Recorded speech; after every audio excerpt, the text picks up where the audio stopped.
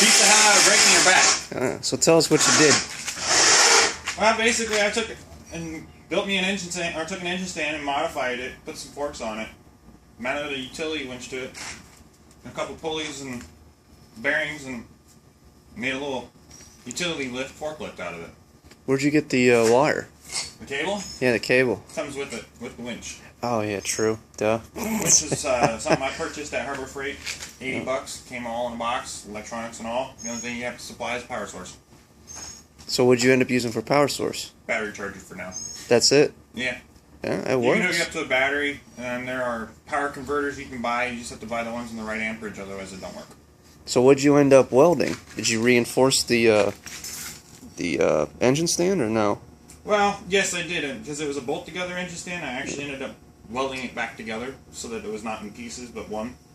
And then joined the pipe, or 3-inch pipe to it, and actually then built a platform with forks, if you want a better view.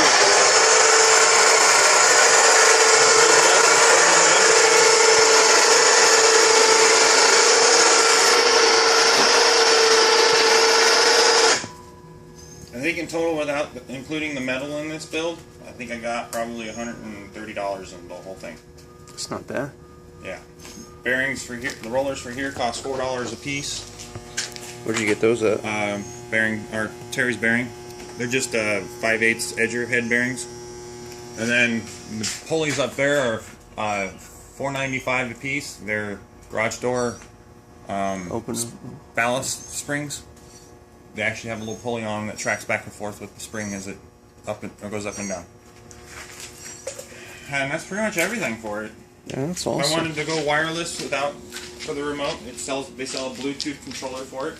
Do they really? Yeah, you just plug it in right here in this little socket for the receiver, and then you got a little remote. And oh, for the winch. Yeah. Yeah. And you can go wireless without having to use the remote. So you could be up there. I could be anywhere. Yeah. I think within like 25 feet of it or something like that, and it'll raise it up and down.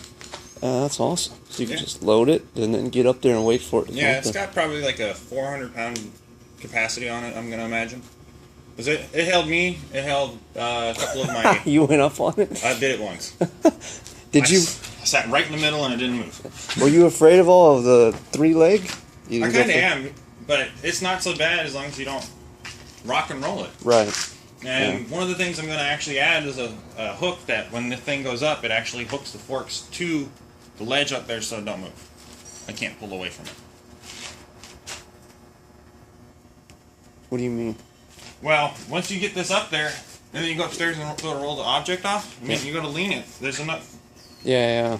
Unless I lock the wheels, which I haven't tried yet, but it tries to roll away from the edge up there.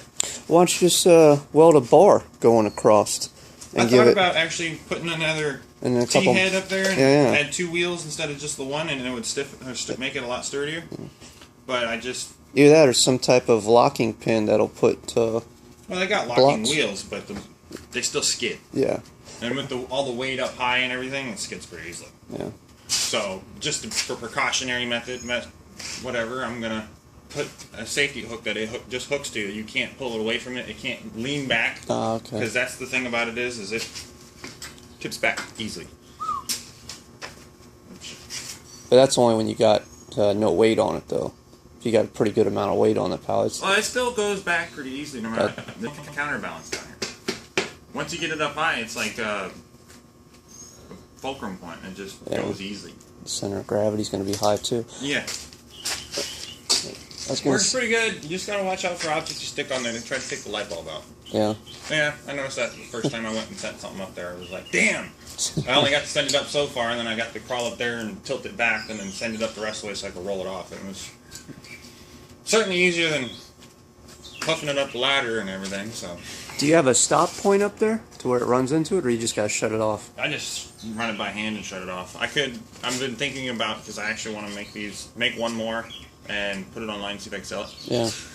Yeah, you definitely want to have a stop point in case that thing malfunctions. When I build it, the next one, I'm actually going to put some